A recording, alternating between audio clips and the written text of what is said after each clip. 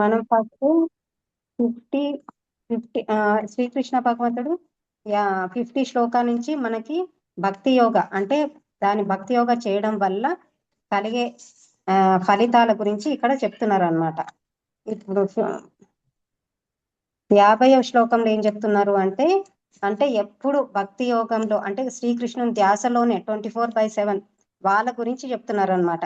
ఏమని చెప్తున్నారు 50వ శ్లోకంలో వాళ్ళకి సుకృత దుష్కృత ఆ రెండిటి ఫలితాల నుంచి విముక్తి కలుగుతుంది అని చెప్తున్నారు. అంటే మంచి చెడు ఆ రెండిటి ఫలితాల నుంచి విముక్తి కలుగుతుంది అని ఫస్ట్ పాయింట్ చెప్పిండ్రు అనమాట 50వ శ్లోకంలో. అంటే అక్కడ ఆ ఫలితాల నుంచి విముక్తి అయిన తర్వాత వాళ్ళు నెక్స్ట్ లెవెల్కి వెళ్తారనమాట. నెక్స్ట్ లెవెల్ ఏంటిది, వాళ్ళు రెండోది ఏంటిది లాభం వచ్చేది భగవద్ధామానికి వాళ్ళు వెళ్ళగలుగుతారు అనమాట. అంటే వెళ్ళడానికి అర్హత సంపాదించుకుంటారు అనమాట. Second level. థర్డ్ది ఏంటిది, థర్డ్ది నిన్న 52 శ్లోకంలో చెప్పిండ్రు అనమాట. ఏమని చెప్పిండ్రు, ఎవరైతే ఎప్పుడు కృష్ణుని ధ్యాసలో ఉంటారో వాళ్ళు ఈ కామ్యకర్మలు ఏవి చేయాల్సిన అవసరం లేదన్నమాట. అంటే ఏంటివి, స్నానాలు ఆచరించడం, అంటే త్రిసంధ్యాలో స్తుతులు చేయడం, పితృదేవతలకి తర్పణాలు చేయడం, ఇలాంటివన్నీ వాళ్ళు చేయాల్సిన అవసరం లేదు అని ఇక్కడ చెప్తున్నారు అనమాట. థర్డ్ పాయింట్ ఏ శ్లోక 52 శ్లోక నిన్న. అయితే 50 శ్లోకాల ఇంకొకటి ఇప్పుడు ఇక్కడ ఏం చెప్తున్నారు, ఎప్పుడు కృష్ణ ధ్యాసలో ఉండే వాళ్ళు అవి చేయాల్సిన అవసరం లేదు అని అన్నారు. అంటే భక్తి చేసే వాళ్ళు అలాంటివి చేయాల్సిన అవసరం లేదు అని అన్నారు అనమాట. అయితే ఇక్కడ మనం ఇంకొకటి ఏం అర్థం చేసుకోవాలి, మనం భక్తి చేస్తున్నాం కదా అని చెప్పేసి అవన్నీ నేను చేయాల్సిన అవసరం లేదు అని అనుకోకూడదు అనమాట. అంటే మనం ఇప్పుడు ఇంకా సాధనలోనే ఉన్నాం, ఆ స్టేజ్ లోనే ఉన్నాం, సాధన స్టేజ్ లోనే ఉన్నాం కాబట్టి మనం అవి చేసుకుంటూ మన గోల్ ఏముండాలి, కృష్ణుని చేరుకోవడంలో ఉండాలన్నమాట. ఇవి పాటించుకుంటూ మనం కృష్ణుని చేరుకోవాలన్నమాట. అలా మనం చేసుకోవాలి అన్నమాట. ఈ 52 శ్లోకాల నుంచి మనం అది అర్థం చేసుకోవాలన్నమాట. ఇక్కడ ఇంకా నిన్న మాతాజీ చాలా మంచిగా చెప్పిండ్రు, భాగవతం నుంచి స్టోరీస్ 2-3 చెప్పినారు. ఇక్కడ నిన్న ఏం చెప్పినారు, జడభరతుని గురించి చెప్పినారు. ఆయన హరే కృష్ణ మాతాజీ, భరతుడు ఫస్ట్ రాజు ఉంటాడు, తర్వాత జింక శరీరంలో పుట్టాల్సి వస్తుంది. ఎందుకు? జింక మీద ప్రేమతోని మాతాజీ, అదే అదే స్మృతిలో ఉంచుకున్నాడు కాబట్టి కరెక్టే మాతాజీ. ఆయన ఎప్పుడు జింక మీద అంటే ఆయన జింక మీద చాలా మోహం పెంచుకుంటాడు అనమాట. అయితే ఆయన మరణించే సమయంలో కూడా అదే ధ్యాసలో ఉంటాడు కాబట్టి జింక శరీరం మళ్ళీ జింక శరీరంలో పుట్టాల్సి వస్తుంది. కానీ ఆయన అంటే ఆయన అలా అయిందని మనము దాని నుంచి మనం ఏది నేర్చుకోవాలంటే మనం ఎప్పుడు సత్సంగంలో ఉండాలన్నమాట. ఆయన ఇప్పుడు ఒక్కడే ఉండడం వల్ల ఆయన అడవికి వెళ్ళి ఆయన రాజు, భరతుడు పెద్ద రాజు అన్నమాట. ఆయన అన్ని వదిలిపెట్టి, అంటే ఆయన సంపద మొత్తం అన్ని వదిలిపెట్టి అడవికి వెళ్తాడు అనమాట. అడవికి వెళ్ళి తపస్సు చేసుకుంటాడు. అంటే అన్ని వదిలిపెట్టగలిగిన ఆయన ఒక జింక మీద అంత ప్రేమ పెంచుకుంటాడు అనమాట. అంటే ఇప్పుడు మనం కూడా అంటే మనకి సత్సంగం చాలా అవసరం అన్నమాట. సత్సంగంలో ఉంటే మనకి అంటే ఎలా ఉండాలి, భగవంతుని సేవ ఎలా చేయాలి, మనం భగవంతుని ధ్యాసలో ఎప్పుడు ఎలా ఉండాలి అని మనకి అర్థమవుతుంది అనమాట. అందుకని ఇక్కడ సత్సంగం చాలా ఇంపార్టెంట్ అనమాట. అంటే ఆ స్టోరీ నుంచి మనం అది నేర్చుకోవాలి, ఎప్పుడు సత్సంగంలోనే ఉండాలన్నమాట. ఇప్పుడు మనం టెంపుల్కే వెళ్ళి ఉంటేనే భక్తుల మధ్యలో ఉండగలుగుతాము అని కాకుండా మనకి ఇప్పుడు ఆన్లైన్ లో క్లాసెస్ అన్ని అవుతుంటాయి కదా, ఉదయం నుంచి క్లాస్ ఏదో ఒక క్లాస్ అవుతూనే ఉంటది. అంటే అలా ఆ విధంగా కూడా మనం సత్సంగంలో ఉండొచ్చు అనమాట. అందుకని మనం ఎప్పుడు భగవద్గీత ఇవన్నీ ఏ క్లాసెస్ ఉంటే అందులో అటెండ్ అవుతూ ఎప్పుడు సత్సంగంలో ఉండడానికి ప్రయత్నించాలన్నమాట. మాతాజీ శ్లోక డిస్ప్లే అయింది. మాతాజీ ఎవరైనా హలో, వస్తలేదు అక్క, నంబర్ ఎందుకో రాలేదు, మాతాజీ వస్తలేదు. మాతాజీ చదువుతాను. హరే కృష్ణ మాతాజీ. మాతాజీ నేను ఫస్ట్ చదువుతాను మాతాజీ. హరే కృష్ణ. చదవండి మాతాజీ. శృతి విప్రతిపన్నాతే యథాస్తస్యతి నిశ్చలా సమాధావచలా బుద్ధిస్ తదా యోగమవాప్స్యసి. చదువుతారా హరే మాతాజీ? హరే కృష్ణ మాతాజీ. సరే. ఓం నమో భగవతే వాసుదేవాయ. శృతి విప్రతిపన్నా తే యథా స్థాస్యతి నిశ్చలా సమాధావచలా బుద్ధి తదా యోగమవాప్యసి. హరే కృష్ణ మాతాజీ. థ్యాంక్ యూ హరే మాతాజీ. కృష్ణ మాతాజీ చదవనా? చదవండి. శృతి విప్రతిపన్నా తే యథాస్థాన్యతి నిశ్చలా సమాధావచలా బుద్ధిస్తదా యోగమవాప్యసి. మాతాజీ ఇది సెకండ్ ఇది యదా స్థాస్యతి. స్థాన్యతి అన్నారు, మాతాజీ నా కాదు అది సా. స్థాస్యతి. యోగమవాప్యసి.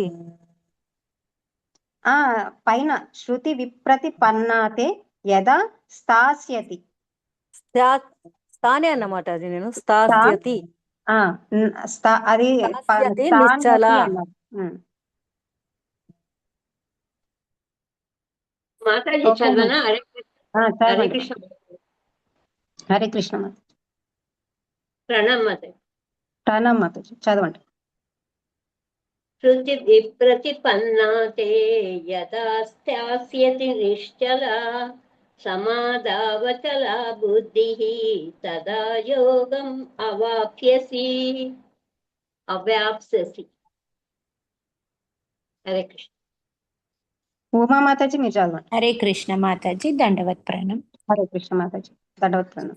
శృతి విప్రతిపన్నా తే యదా స్థాస్యతి నిశ్చలా సమాధావచలా బుద్ధిస్తదా యోగమవాప్స్యసి.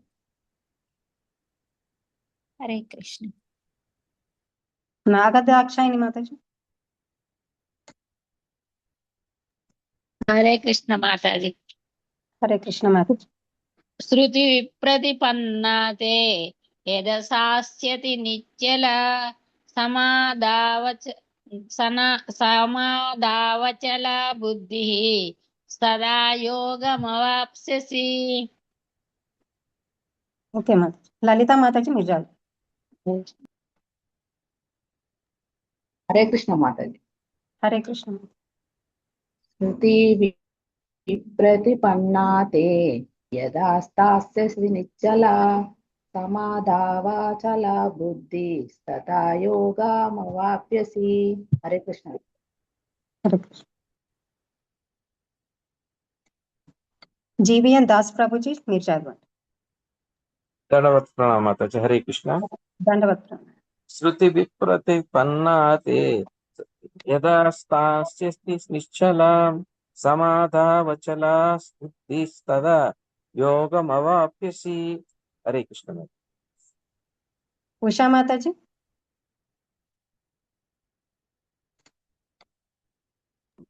శృతి విప్రతిపన్నా తే యదా స్థాస్యతి నిశ్చలా సమాధావచలా బుద్ధి తదా యోగమవాప్స్యసి. జ్యోతి మాతాజీ మీరు చదవండి. అంశాలుగా భగవంతుడిని మనం గుర్తించవచ్చు. ఒకటి బ్రహ్మజ్యోతి, రెండు పరమాత్మ భగవాన్. మాతాజీ మీరు మ్యూట్ లో ఉండండి. జయశ్రీ మాతాజీ. సకార రూపంలో జయశ్రీ మాతాజీ మ్యూట్ లో ఉండండి. జ్యోతి మాతాజీ మీరు చదవండి. శృతి విప్రతిపన్నా తే యదా స్థాస్యతి నిశ్చలా సదా సమాధావచల బుద్ధి తదా యోగమవాప్స్యసి. ఓకే మా. హరే కృష్ణ విజయలక్ష్మి మాతాజీ. మాతాజీ మీరు చదవండి. హరే కృష్ణ మాతాజీ. హరే కృష్ణ మాతాజీ. హరే కృష్ణ మాతాజీ. విజయలక్ష్మి మాతాజీ చదవండి.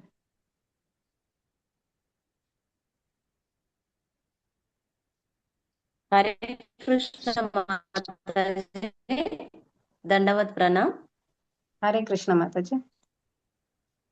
హరే కృష్ణ మాతాజీ. హరే కృష్ణ మాతాజీ చదవండి. శృతి విప్రతిపన్నాతే. చదువుతున్నా మాతాజీ. శృతి విప్రతిపన్నాతే యదా స్థాస్యతి నిశ్చలా సమాధావచలా బుద్ధి తదా యోగమవాప్యసి. హరే కృష్ణ థ్యాంక్ యూ మాతాజీ. మాతాజీ. హరే కృష్ణ. అనువాదం చదువుతారా మాతాజీ ఎవరైనా? అనువాదం ఒకరు, భాష్యం ఒకరు చదవండి. చిన్నగానే ఉంది. అనువాదం చదువుతాను. హరే సరే. హరే హరే కృష్ణ. కృష్ణ మాతాజీ. హరే కృష్ణ. ఓం నమో భగవతే వాసుదేవాయ. ఎప్పుడు నీ బుద్ధి వేదముల యందలి అనువాదం బై శ్రీల ప్రభుపాదికి జై.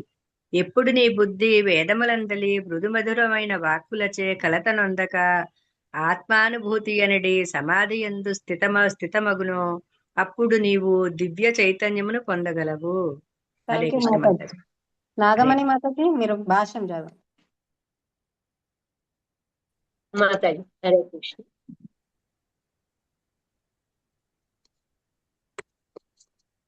భాష్యం.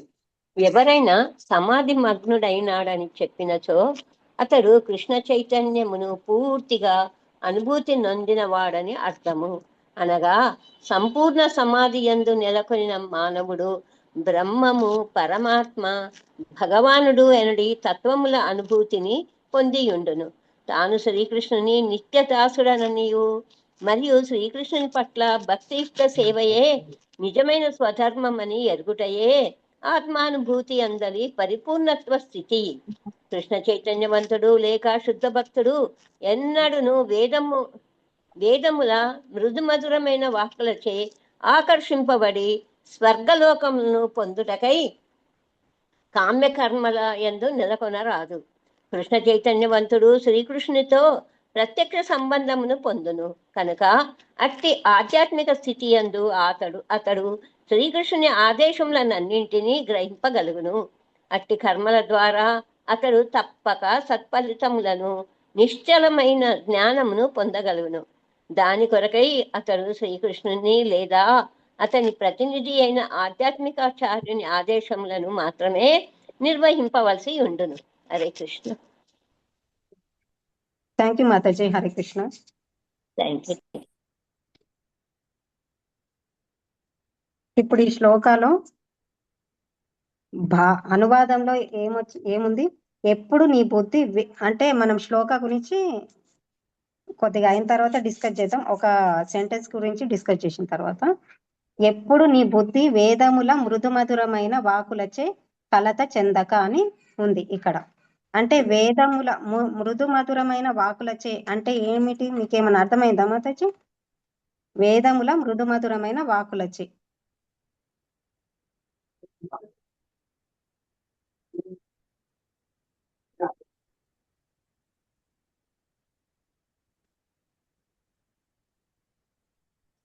హరే కృష్ణ మాతాజీ. హరే కృష్ణ మాతాజీ. దండవత్ ప్రణామ్. దండవత్ ప్రణామ్ మాతాజీ. అంటే ఎవరికైనా ఏమైనా తెలిస్తే చెప్పండి. వేదముల మృదుమధురమైన వాకులచే కలత చెందక. ఇప్పుడు నీ బుద్ధి వేదములందలి మృదుమధురమైన, వేదములలో మృదుమధురమైన వ్యాఖ్యలు అంటే వేదాలు అన్ని రకాలైనటువంటి ప్రాపంచిక విషయాల పట్ల, భగవంతుని పట్ల, ఆధ్యాత్మిక విషయాల పట్ల, ప్రాపంచిక విషయాల పట్ల కూడా వివరిస్తున్నాయి. మనిషికి అందులో ఏదైతే అంటే కర్మకాండలు ఉన్నాయి, భౌతిక జగత్తులో పొందవలసినవన్నీ ఉన్నాయి. ఆ విధంగా స్వర్గలోకాలను పొందే విషయాలను కూడా అందులో వివరించబడి ఉన్నాయి. కాబట్టి ప్రాపంచిక భోగాలపై ఆసక్తి ఉన్నవారు భౌతిక ఐశ్వర్యాలు మరియు స్వర్గలోకాలకు చేరాలనే కోరిక ఉన్న వాళ్ళు వేదాల్లోని ప్రత్యేకమైనటువంటి అంటే కోరికలు తీర్చుకునేందుకు కర్మకాండలు చెప్పే భాగాల పట్ల కొంతమంది ఆకర్షితులు అవుతారు. అటువంటి అవి కేవలము భౌతిక ప్రాపంచిక కోరికలు తీర్చుకోవడానికి మాత్రమే అటువంటి కర్మకాండలు చేయాలి. ఇవి భౌతిక ప్రాపంచిక వ్యక్తులకు అవి ఆకర్షితమైనవి, మృదుమధురమైన కర్మకాండలు అవి. కానీ ప్రత్యేకమైనటువంటి భగవద్భక్తుడు అంటే సంపూర్ణ కృష్ణ చైతన్యం పొందినటువంటి భక్తుడికి ఇవన్నీ అవసరం లేదు. కేవలం ఆధ్యాత్మిక స్థితి మాత్రమే, భగవంతుని కృష్ణ చైతన్యాన్ని పొందడం మాత్రమే కావాల్సింది అని ఇక్కడ చెప్పబడింది. మాత్రం ఆకర్షితమైన మాత్రం. హరే కృష్ణ. థ్యాంక్ యూ మాతాజీ. హరే కృష్ణ. కరెక్టే మాతాజీ. అంటే వేదంలో మృదుమధురమైన వాకులు అంటే హరే కృష్ణ మాతాజీ. అంతా మ్యూట్ లో ఉంటుంది. వేదాలలో ఏం చెప్తారు అంటే మనం ఏ పని మనకి స్వర్గలోకం వెళ్ళాలన్నా, ఏది చేయాలన్నా ఎలా పూజలు చేయాలి, ఎలా యజ్ఞాలు చేయాలి, ఫలితం ఎలా వస్తుంది అని అలాంటివన్నీ వేదాలలో ఉంటాయి అన్నమాట. అంటే అవి మనకి ఈ భౌతిక ప్రపంచంలో సుఖంగా ఉండడానికి అన్నమాట. అంటే అవి సకామ కర్మ, అంటే మనం ఏదో ఫలితాలు ఆశించుకుంటూ మనం చేస్తాం అన్నమాట. ఆ వేదాలలో ఉన్న వాటిని ఉన్నవన్నీ భౌతిక సుఖాల కోసం ఉంటాయి అన్నమాట. అంటే ఇప్పుడు స్వర్గలోకంకి వెళ్ళాలంటే ఏం చేయాలి, అలాంటివన్నీ వేదాలలో ఉంటాయి అని ఇక్కడ చెప్తున్నారు అన్నమాట. అవి మృదు మధురమైన మా వాకులు అన్నమాట. అయితే ఇప్పుడు ఇక్కడ మనము మరి స్వర్గలోకంకి ఆ వేదాల్లో ఉన్న చెప్పింది చేయడం వల్ల స్వర్గలోకంకి వెళ్తాం. అక్కడికి పర్మనెంట్ గా ఉంటామా మాతాజీ అక్కడ?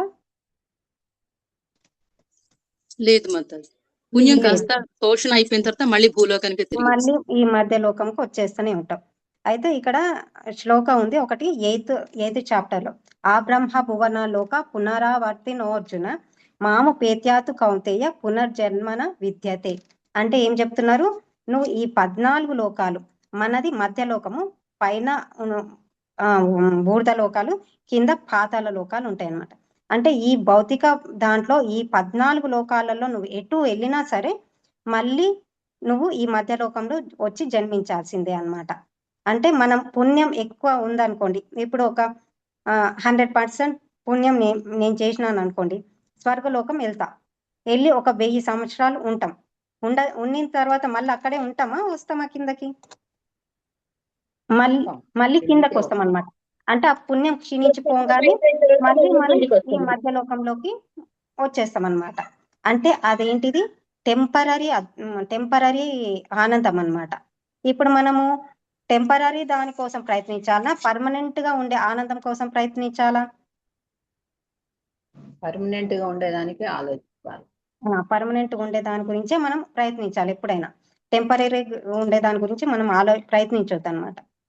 అందుకని ఇక్కడ ఇది చెప్తున్నారంట. అంటే మృదు మధురమైన వాకుల గురించి కలత చెందరు అని చెప్తున్నారంట. ఎప్పుడు కృష్ణ చైతన్యవంతుల్లో ఉన్న వాళ్ళు దాని గురించి కలత చెందరు అని ఇక్కడ చెప్తున్నారు అనమాట.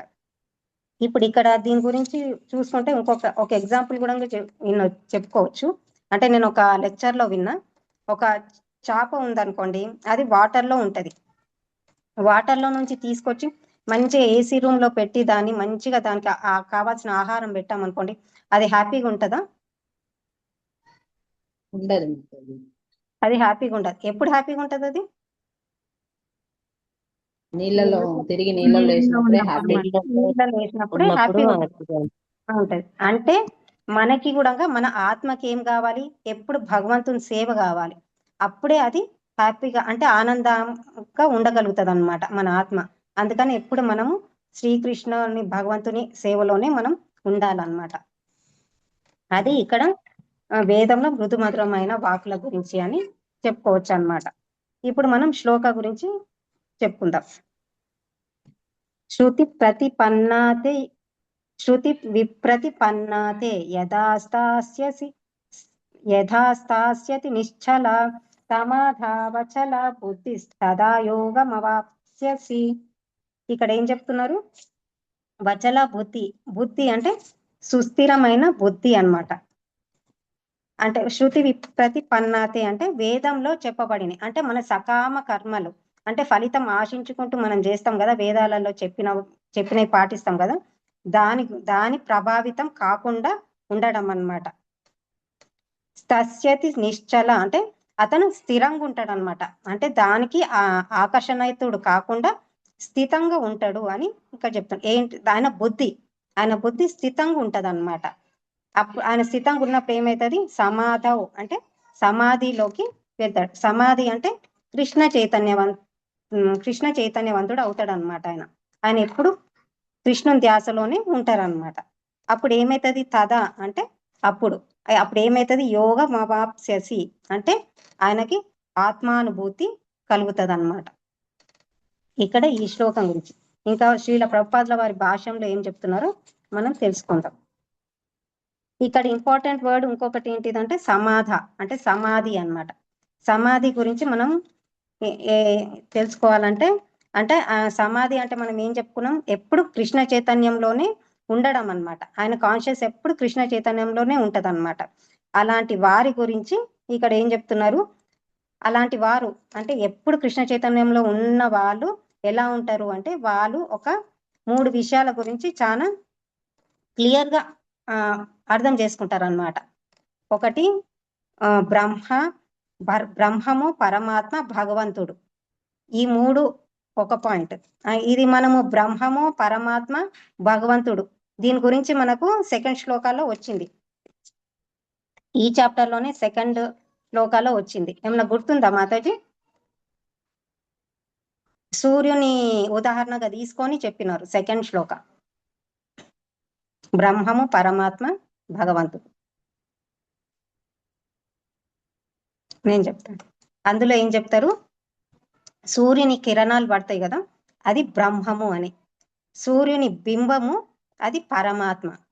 సూర్యుని గోళం అంటే ఆ గోళాన్ని భగవంతుడితోటి పోలుస్తారనమాట. అంటే సూర్యుని ఉదాహరణగా తీసుకొని ఈ మూడు స్టేజెస్ ని పోల్స్తారనమాట. అంటే మనము కిరణాల గురించి తెలుసుకోవడం అంటే బ్రహ్మం గురించి తెలుసుకోవడం అనమాట. అది ఫస్ట్ స్టేజ్. దానికంటే పైకి ఇంకా వెళ్ళడము అంటే పరమాత్మ గురించి తెలుసుకోవడం, అంటే సూర్యుని బింబం గురించి తెలుసుకోవడం. ఇంకా పైకి నెక్స్ట్ స్టేజ్ అంటే సూర్యుని గోళం అంటే భగవంతుని గురించి తెలుసుకోవడం అన్నమాట. ఇప్పుడు కంప్లీట్ కృష్ణ చైతన్యవంతుల ఉన్న వాళ్ళ గురించి ఇక్కడ చెప్తున్నారు కదా, వాళ్ళు ఈ విషయంలో చాలా క్లియర్ ఉంటారు అనమాట. బ్రహ్మము అంటే ఏమిటి, పరమాత్మ అంటే ఏంటిది, భగవంతుడు అంటే ఎవరు, ఈ దాంట్లో చాలా క్లియర్ ఉంటది అనమాట వాళ్ళకి.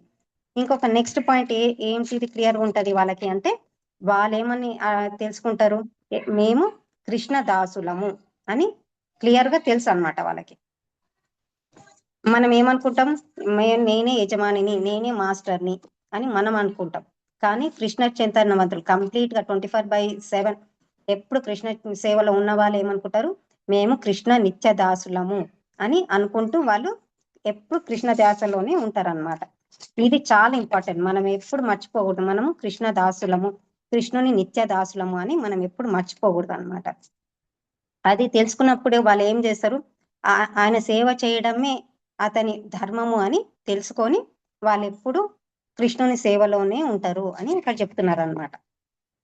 అయితే ఇప్పుడు మనకి ఇవన్నీ ఎలా తెలుస్తాయి, మనము బ్రహ్మము, పరమాత్మ, భగవంతుడు ఇలాంటి విషయాలన్నీ మనకి ఎలా తెలుస్తాయి అంటే, మనం ఎప్పుడు ఇప్పుడు కృష్ణుని సేవలోనే చేస్తూ ఉంటాం అనుకోండి. మన సాధన ఎప్పుడు భక్తి సాధన చేస్తూ ఉంటే మనకి కృష్ణునితోటి సంబంధం ఏర్పడుతుంది అనమాట. కృష్ణునితోటి సంబంధం ఏర్పడినప్పుడు మనకి ఏమవుతుంది, ఆధ్యాత్మికాచార్యుడు అంటే కృష్ణుని ప్రతినిధి అయిన ఆధ్యాత్మికాచార్యుల ద్వారా మనకి ఈ విషయాలన్నీ అర్థమవుతాయి అన్నమాట. అంటే ఆయన ఆదేశాలు మనము చెప్పినప్పుడు అవన్నీ పాటిస్తూ ఉండాలన్నమాట. అవన్నీ పాటిస్తూ ఉన్నప్పుడు ఏమవుతుంది, మనకి వేదాల ఇవన్నీ విషయాలు మనకు అర్థమవుతాయి. అర్థమైనప్పుడు మనకి మంచి నిశ్చలమైన జ్ఞానం, అంటే మనకి ఇంకా ఆ జ్ఞానం వల్ల మనకి ఏ డౌట్ ఉండదు అనమాట. క్లియర్ గా అర్థమైపోతుంది అనమాట. అన్నిటి గురించి మనకి క్లియర్ గా అర్థమవుతుంది. భగవంతుడు అంటే ఎవరు, పరమాత్మ అంటే ఏంటిది, బ్రహ్మము, ఇవన్నీ మనకి క్లియర్ గా అర్థమైపోతాయి అన్నమాట. అర్థమైనప్పుడు మనము ఎప్పుడు కృష్ణ చైతన్యవంతులుగా ఉండగలుగుతాము అని ఇక్కడ చెప్తున్నారు అన్నమాట.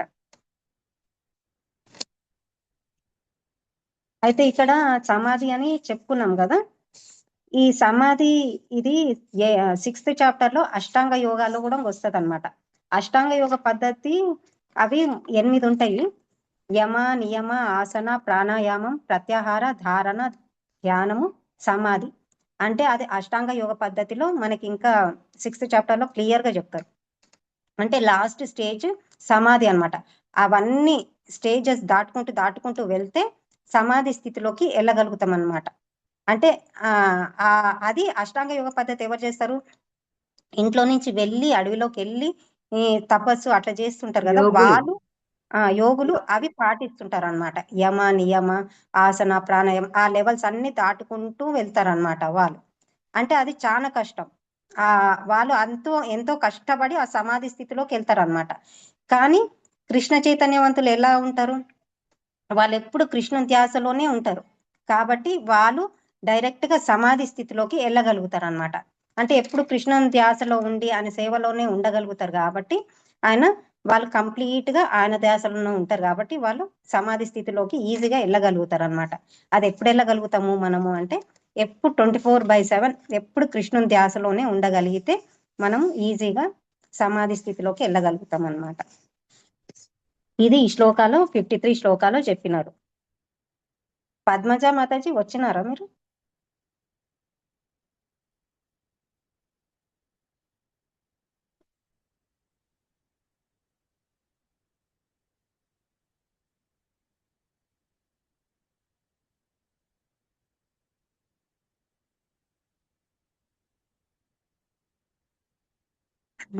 పద్మజ మాతాజీ కొన్ని స్లైడ్స్ చూపిస్తా అన్నారు, రానట్టున్నారు.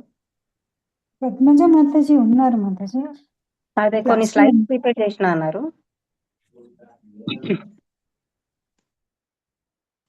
ఇక్కడ భక్తి యోగా గురించి భగవంతుడు చెప్తున్నారు అన్నమాట. ఎలాంటి ఫలితాలు వస్తాయి మనం ఎప్పుడు కంప్లీట్ గా భక్తి యోగాలో ఉంటే అని 50 నుంచి 53 వరకు చెప్పినారు అనమాట.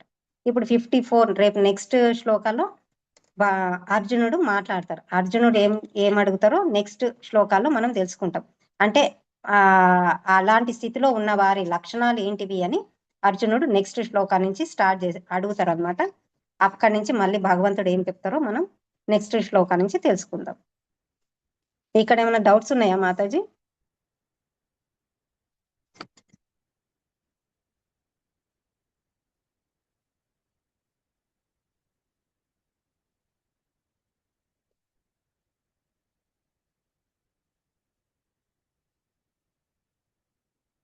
హరే కృష్ణ మాతాజీ. అర్థమైంది మాతాజీ, డౌట్స్ ఏంటి?